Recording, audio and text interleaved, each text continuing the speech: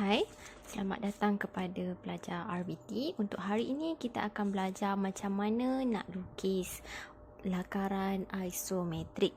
So, sediakan satu kertas, pensel 2B dan juga pemadam. Jangan guna pembaris. Kita tak guna pembaris. So, dalam kertas A4 ni, bahagikan kepada 3 bahagian dan kita akan lukis ikut langkah seperti ini. Cikgu dah siap tulis. Nanti kita akan go through satu per satu. Okey? Okey, baiklah. Langkah yang pertama bila kita nak melukis lakaran isometrik, iaitu bina paksi mendata, iaitu kita panggil X, dan juga paksi menegak kita panggil Y.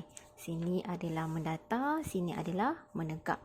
Jangan guna pembaris, lukis sahaja ikut haluan tangan kita. Lembutkan tangan dan lukis. Nampak? Okey? Baiklah, untuk langkah yang kedua pula, kita akan lakarkan paksi surut Z1 dan Z2 bersudut 30. Untuk lakaran isometrik, dia paksi surut dia berada di kiri dan kanan. Okey?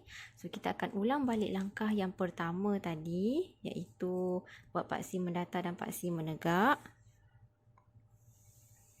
X, paksi mendata.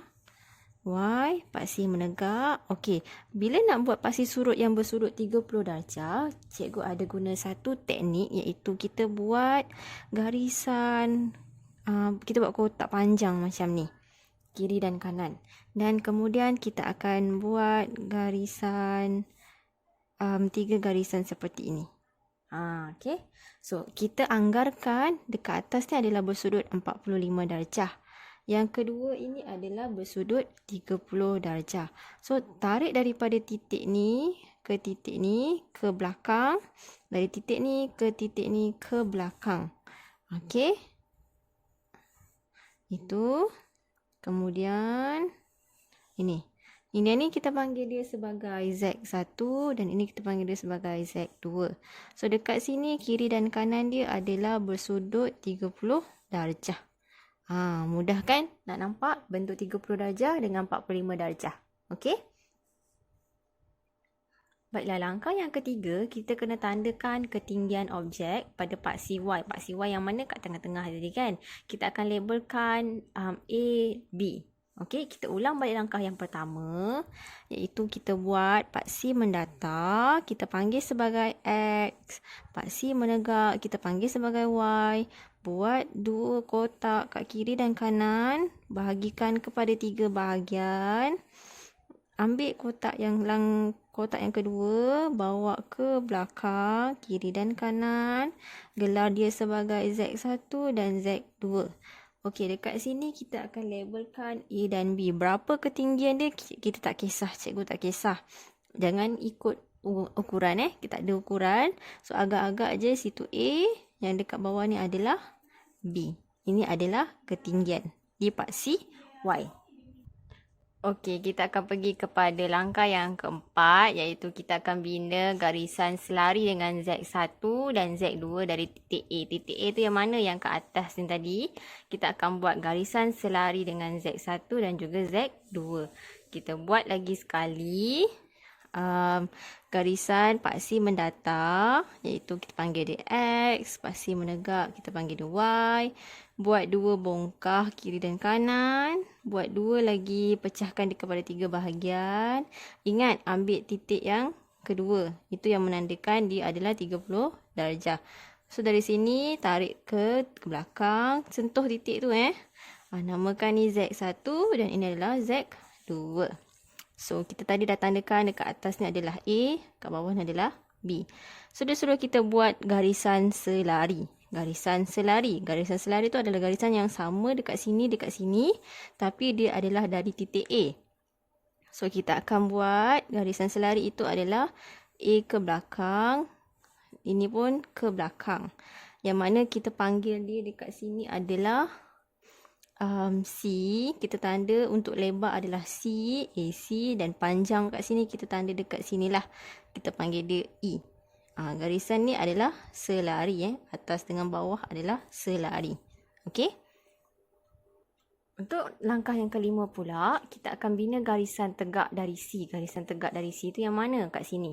Dan garisan tegak dari C ni tegak ke bawah. Yang E pun akan tegak ke bawah, yang mana dia akan memotong paksi Z2 dengan juga Z1. Kita buat daripada awal, iaitu buat garisan mendatar, kita panggil X, garisan menegak, kita panggil Y, buat dua petak kiri dengan kanan. Tandakan pada bahagian yang kedua untuk paksi Z1 dan juga paksi Z2. Kita letak kat sini huruf A, huruf B untuk panjang. Kita buat garisan selari ke belakang untuk kiri, untuk panjang dan juga lebar. Tadi kita dah tanda dekat sini C, kita dah tanda dekat sini adalah E. So sekarang dia suruh kita potong ke bawah. So dari sini tarik ke bawah, yang E pun tarik ke bawah. Okey? Okey, sekarang kita akan bina garisan selari CG dan juga EG. G itu akan berada di mana? Dia akan berada di belakang. Dia tak selari tau dengan garisan depan ni. Dia berada di belakang. So, kita akan buat langkah daripada yang pertama, iaitu buat paksi mendatar X, paksi menegak Y, buat petak besar kiri dan kanan. Pecahkan kepada 3 bahagian.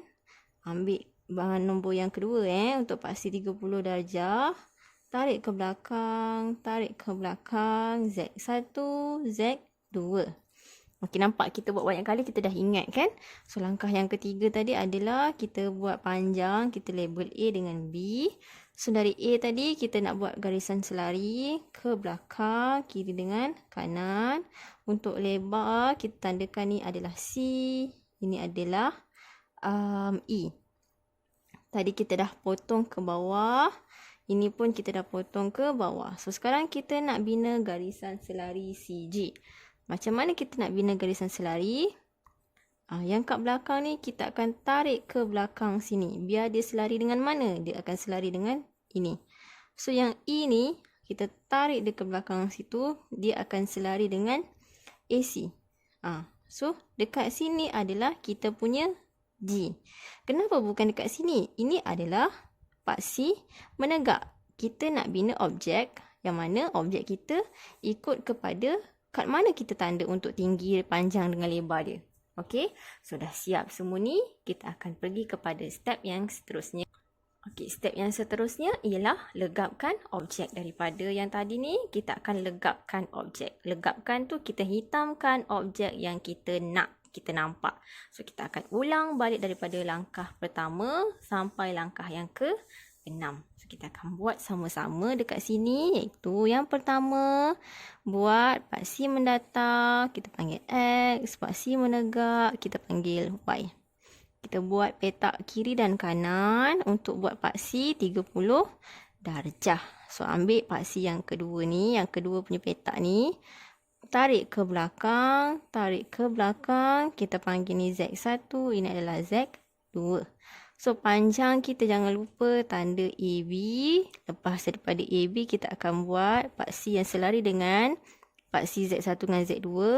Ini adalah kita punya lebar. Ini adalah kita punya panjang. Kita panggil E tadi kan. Kemudian bawa ke bawah. Biar dia motong kat sini. So, kita akan buat paksi yang selari dekat AE ni. Dan kita akan buat paksi yang selari ke belakang sama dengan AC. Ini tadi selari dengan ni kan. Ini selari dengan ini. So, kat belakang ni adalah huruf G. So, sekarang kita akan legapkan. Legapkan ni kita akan pekatkan. So, ini adalah garisan yang kita guna garisan nipis. So, kita akan legapkan objek yang kita nak. Objek yang kita nak, pensel 2B tu kita tekan dia. Okey, kita tekan dia. Kita ambil yang nampak bentuk objek. So, ini adalah objek kita, iaitu objek bentuk segi 4. Buat untuk petak lah. Okey. So, kita akan cuba buat macam ni tapi menggunakan bentuk yang berbeza. Okey, so sekarang kita akan cuba buat praktis. Tadi kita dah buat segi 4 sama kan, menggunakan 7 langkah ni. So kita akan buat segi 4 tepat pula, iaitu kita ada panjang kat belakang ni lah. So dia punya panjang kena panjang sikit lah ukuran dia. So kita akan buat, yang pertama tadi adalah garisan mendatar, label X, garisan menegak, kita label Y. So, kemudian kita akan buat 2 petak kiri kanan sama panjang, iaitu kita potong pada 3 bahagian, ambil titik yang kedua dari atas. Buat paksi surut kiri dan kanan, kita label Z1 dan juga Z2. So, kemudian kita akan ambil tinggi dia. Kita labelkan tinggi dia sebagai A, ini adalah B. Dan kita akan buat daripada A ni, paksi dia adalah selari dengan Z2 dan juga Z1. Kat bawah ni, paksi dia adalah selari. Lepas tu apa nak buat? Kita labelkan dia punya lebar. Mungkin lebar dia cikgu nak dekat sini. Kita labelkan dia sebagai C. Kan panjang dia, sebab kita nak buat segi 4. Segi 4 panjang kan. Kita buat dia punya panjang dia kat sini, huruf E. Dan daripada C tu bawa ke bawah, dia memotong ke paksi Z1 dan Z2. Okey, kemudian daripada C ni, kita akan terus garis ke belakang biar dia selari dengan AE. Sampai mana? Sampai hujung pun tak kisah. Lebih pun tak apa. Okey, biar dia selari dengan AE. Kemudian daripada E ni, kita akan tarik ke belakang sini biar dia selari dengan AC. So, dekat sini kita dah selari dah. Kat sini kita panggil dia G. So, EG adalah selari dengan AC. So, dah nampak bentuk objek kita? Dah nampak, kita akan legapkan. Kita hitamkan yang manakah objek kita. Hitamkan. Yang ni kena hitamkan juga. Ini adalah objek kita. Hitamkan dan dah siap. Kita punya objek segi 4 tepat. Yang kiri dengan kanan dia adalah sini bersudut 30 darjah. Okey? So, itu saja. Bye.